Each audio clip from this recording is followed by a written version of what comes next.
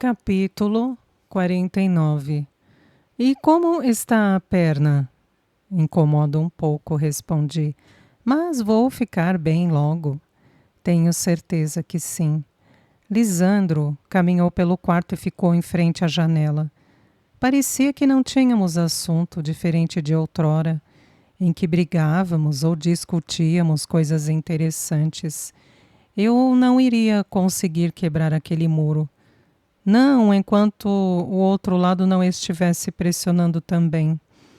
O que realmente está acontecendo? Perguntei de repente, já que ele não parecia disposto a romper o silêncio. Nada é nada. Não me convenceu, bradei suspirando pesadamente. Eu só fiquei pensando. Por que não me chamou? Lisandro se voltou para mim e pude perceber uma chama inflamável em seu olhar. Era como se estivesse se sentindo traído. Eu não conseguia entender direito. Olha, foi tudo muito de repente, comecei. Ricardo tentou me ligar, mas não deu certo, e quando ele me passou aquele endereço, a única coisa em que consegui pensar era que queria conferir com meus próprios olhos. Estava tão absorta em meu objetivo que até mesmo esqueci o celular. E então foi se encontrar com ele. Acusou, sentando-se na cadeira ao lado da minha cama. Seu maxilar estava tenso e sua testa cheia de vincos. E simplesmente esqueceu-se de mim. Não fui me encontrar com ele, Lisandro. Eu fui atrás de pistas contra Gregório e me deparei com ele. É diferente. Tentei enfatizar aquilo da melhor forma possível, pois a acusação de Lisandro era sem fundamentos. Queria mesmo ter ido comigo? A uma hora dessa poderíamos estar todos mortos. Não estamos falando sobre isso, Anabel. Protestou ele, levantando-se novamente. Não estamos? Então do que estamos falando? Desse seu ciúme? Sem cabimento, é isso? Lisandro, eu estou com você e não sou uma mulher dada a esse tipo de coisa. Fazia muito tempo que estava sozinha e se o deixei entrar na minha vida é porque realmente queria algo sério. Pode, por favor, entender isso? E o que sente por ele? O que sente por ele para ter saído de casa sem avisar ninguém e embarcado nessa? O que sente para não ter desconfiado nem um instante de tudo isso? Mas no final das contas não era verdade. Você só quer ver um lado, Lisandro. E você não quer admitir que está caindo de amores por ele. Não adiantava. Quanto mais eu falava, mais ele me pressionava. E sinceramente não estava com paciência para ser pressionada. Minhas palavras não valiam de nada. Talvez eu estivesse tão confusa que não estava conseguindo me expressar direito. Nunca saberei dizer, pois explodi no instante seguinte. Estava tentando fazer dar certo, estava tentando voltar para os seus braços, mas daquele jeito não iria dar. Sai daqui, Lisandro, sai daqui agora mesmo, gritei completamente alterado. O que disse? É isso mesmo que ouviu. Sai da minha frente agora mesmo, eu não sou obrigada a ouvi-lo. Me fazer acusações. Tem noção de tudo o que eu passei neste último dia? É claro que não, pois em nenhum momento se colocou em meu lugar. Tudo o que sabe dizer e tudo o que quer ver é que fui ao encontro de Ricardo. Não está nem aí para o fato de que finalmente conseguimos provar que Gregório não vale nada. Hesitei, ofegante. Que o seu pai não vale nada. Não sei o que eu fiz de errado para que desconfie tanto de mim, mas sabe de uma coisa? Nenhum relacionamento pode sobreviver sem a maldita confiança. Então sai da minha frente, vá embora e me deixe em paz. No final eu já não estava conseguindo falar direito, pois comecei a chorar sem parar. Lisandro ficou me olhando com os olhos assustados. E sem dizer uma só palavra retirou-se do quarto marchando feito um soldado. Nada me partiu mais o coração do que aquela saída. Eu só precisava de apoio, de amparo, e ele não me proporcionou isso. Onde estava então aquele amor que era retratado em tantos livros? Onde estava aquele amor que os filmes e canções faziam questão de exaltar? Não, este amor é utópico. Ali deitada naquela cama percebi isso e me desfiz em lágrimas, por conta de minha descoberta. Nunca somos preparados para todas as situações da vida. E aquela era insanamente dolorosa. Eu precisava de um ombro amigo e não de um promotor. Nos tribunais, conduzimos o caso, fazemos o interrogatório e chegamos a uma sentença. Eu era capaz de lidar com aquilo, mas não era capaz de lidar com o ciúme doentio, com a desconfiança e todo o resto envolvendo as questões do coração. Eu era um caso perdido. E eu sentia que havia perdido Lisandro em uma audiência da vida, uma na qual eu realmente não compareci. Capítulo 50. Demorei a dormir. Estava me sentindo sufocada e tinha chorado tanto que minha cabeça parecia um balão. O frio do quarto do hospital me fez arrepiar e juro, jamais me senti tão sozinha como naquele momento. Pensar nisso me fez querer recomeçar o choro, mas não era fraca e não podia me permitir cair naquele estado lamentável novamente. Eu era uma sobrevivente e tinha que agir como uma. Como da primeira vez ali, deitada em minha cama hospitalar, decidi vestir minha couraça e não sofreria mais.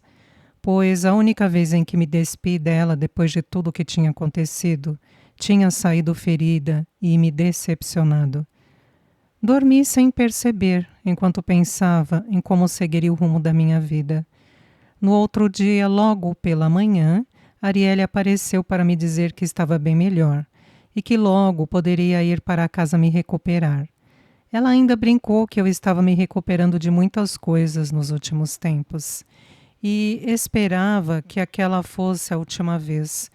Não consegui evitar um sorriso, apesar de que sorrir fazia com que minha cabeça doesse bastante. Depois de uma rápida conversa, pois ela precisava visitar outros pacientes, decidi criar coragem e perguntar sobre Ricardo. Arielle disse que ele ainda estava ali, mas que também iria logo para casa. Perguntei em que quarto estava e se podia vê-lo. Sem me questionar, ela disse que mandaria um enfermeiro para me ajudar a chegar até meu destino, já que iria precisar de uma cadeira de rodas. Enquanto era escoltada até o quarto, através dos corredores frios e vazios, senti uma angústia muito grande e vontade de me entregar ao choro novamente, mas não o fiz, mantive-me forte. Bom dia, doutor, tem uma pessoa que quer vê-lo, anunciou a enfermeira gentilmente. Ricardo estava tomando café da manhã e seus cabelos loiros bagunçados caíam sobre o olho direito, no momento, extremamente roxo e inchado.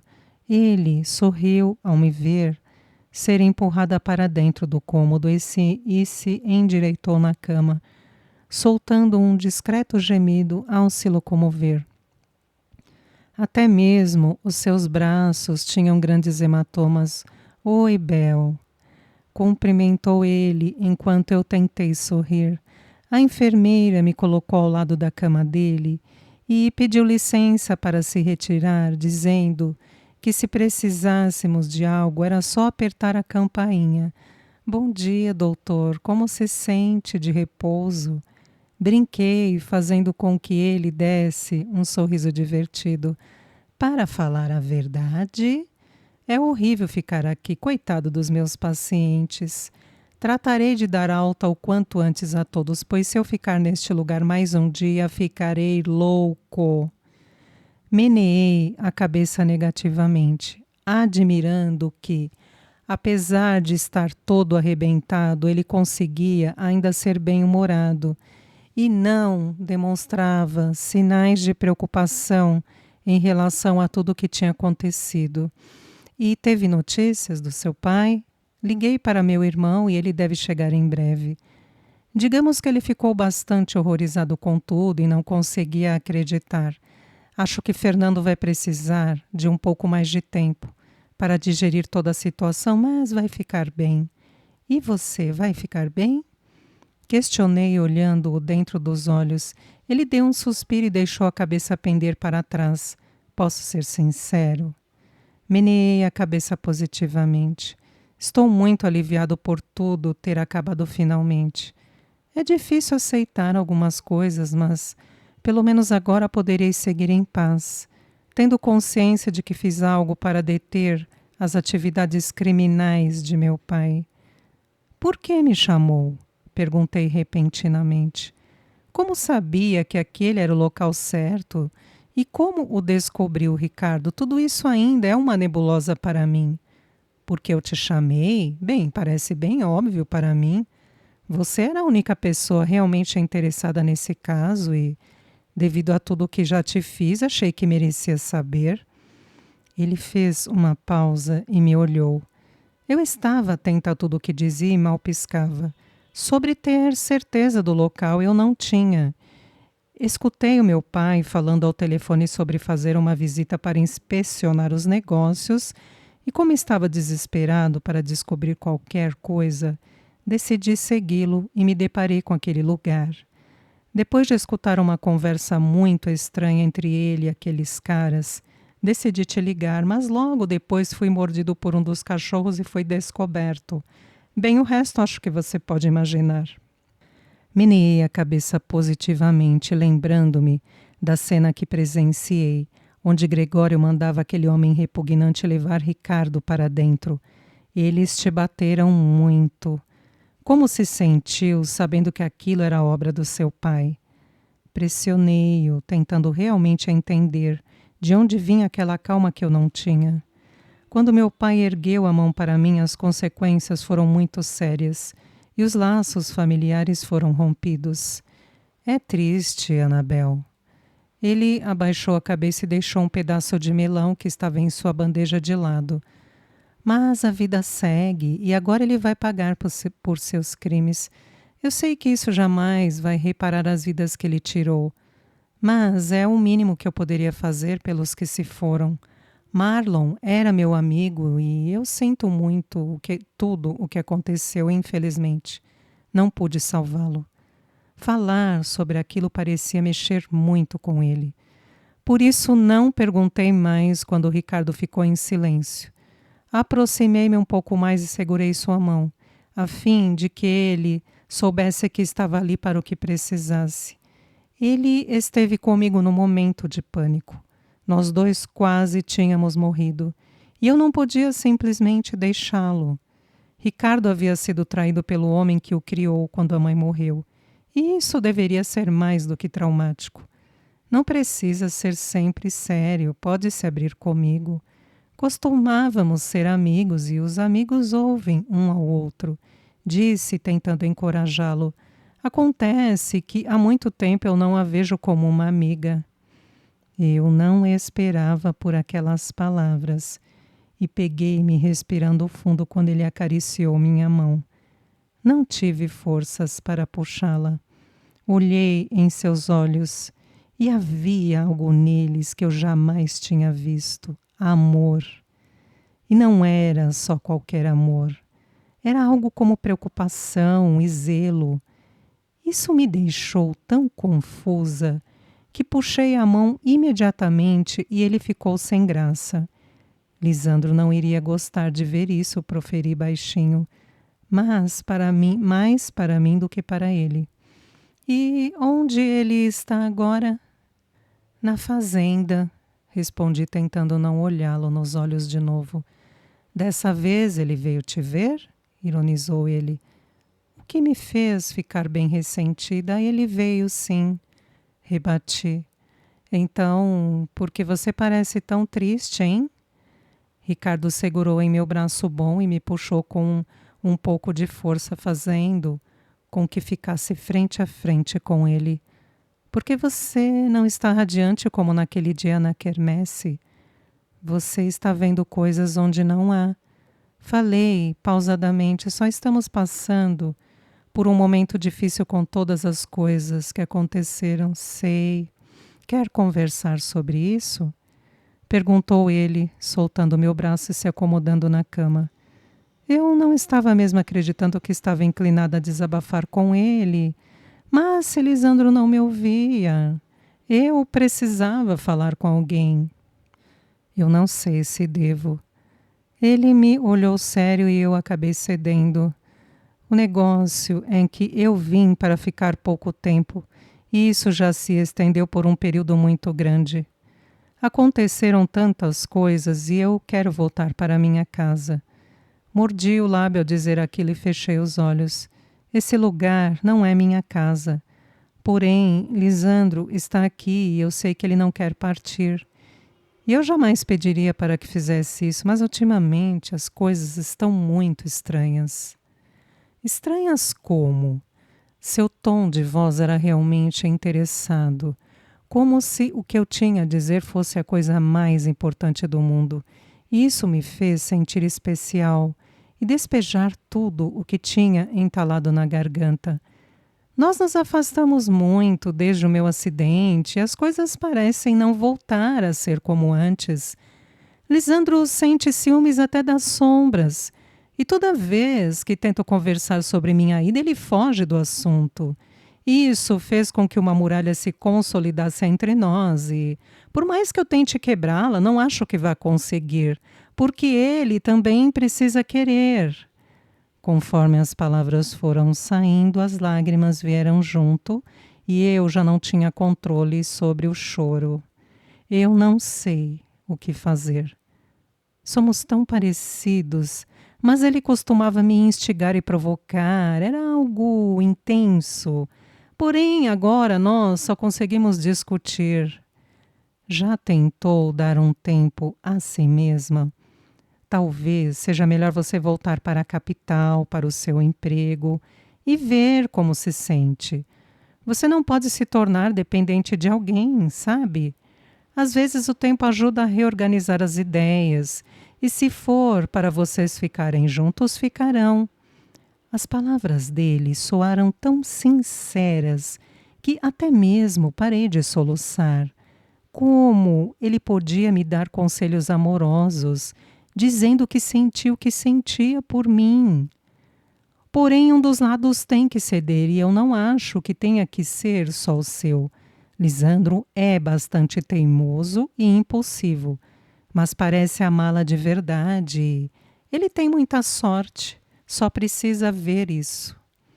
Ricardo sorriu para mim e deu algumas batidinhas em minha mão, uma vez que no ombro não seria uma boa ideia. Então a porta escancarou-se e revelou uma figura extremamente irritada segurando um chapéu na mão. Lisandro olhou para nós, tão próximos, e bufou feito um touro. Acho que até fiquei sem ar, pois tinha certeza de que na cabeça dele muitas hipóteses para aquela proximidade estavam sendo formuladas, e nenhuma delas era realmente boa ou verdadeira. Depois você me diz que não tem nada com ele? Sua voz soou ácida e tão irritada que eu perdi a minha para respondê-lo. Lisandro, não é nada disso que está pensando. Anabel só veio ver como estou. Ricardo não perdeu a calma e ficou encarando o irmão sem receio algum. Mas é claro, primeiro foge de casa com você e depois vem fazer visitinhas. A ironia em sua voz era quase palpável, e eu, que já estava chorando, olhei-o sem acreditar que estava ouvindo tudo aquilo. Lisandro, por que está fazendo isso comigo? Perguntei olhando nos olhos. Eu quem pergunto, Anabel. Por que está fazendo isso comigo? Voltei para te pedir desculpas e olha onde te encontro. Você não entende que eu vim vê-lo, pois estava preocupada. Acho que depois de ter uma arma apontada para a sua cabeça, ao lado de uma pessoa que também estava sendo ameaçada, o mínimo que se pode fazer é uma visita. Ele meneou a cabeça negativamente e deu um murro na porta do quarto, antes de começar a se afastar, de novo. Estava tão decepcionada e sei lá mais o que estava sentindo, que acabei gritando de raiva. Não percebe que assim você só me afasta? Ele ainda olhou para mim antes de ir embora definitivamente. Deus, de onde viera aquela insegurança? De onde? Desolada, comecei a mover minha cadeira de rodas em direção à porta. Mas a dor no meu ombro tornava este movimento praticamente impossível. Estava tão transtornada que, quando alguns enfermeiros apareceram para ver o que tinha acontecido, deixei-me ser conduzida para o meu quarto. Não tinha mais dúvidas. Eu e Lisandro não éramos mais um do outro.